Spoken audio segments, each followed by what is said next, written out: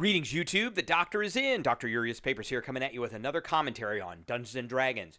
Don't forget to hit that subscribe button. If you like this video, hit the like button. If you have any questions or comments, please leave a question or comment. All right, it's time for another edition, installment thing of our Doctor Spell Prognosis. And we're talking about the cantrip, also known as the zero-level spell, Word of Radiance today. I give this a solid D. There is basically one thing in this as a reason why I wouldn't give it an F. So it's very similar to Thunderclap. So if we go back and we look at Thunderclap, once again, here's Thunderclap. Thunderclap can be used by a whole bunch of different classes except for the cleric. But the cleric has their own kind of Thunderclap, and that's Word of Radiance. So again, Thunderclap is 5 feet around the person using it. It can be heard from far away. It's a con save. And Word of Radiance is very similar. You utter a divine word, and burning radiance erupts from you. Each creature of your choice that can see within range has to save at a Constitution save. So again, that's strike number 1. It's a con save. Strike number 2 is only a 5-foot radius around you.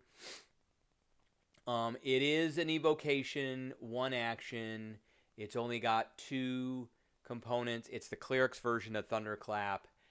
Strike number 3 is it does terrible damage. It's a D6. Probably would be better if it did a D8.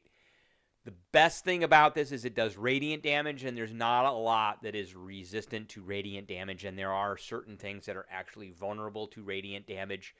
So there is that. If you're a frontline cleric, then this might be a good thing if you're like surrounded by undead. But there's so much other stuff that you could choose to use or choose that makes that would be so much more effective. This thing would lose its utility in combat very quickly within a couple of levels. Once you have a cleric that can get Spirit Guardians, this is done. I would never want to use this to begin with and never choose it in my choices of cantrips.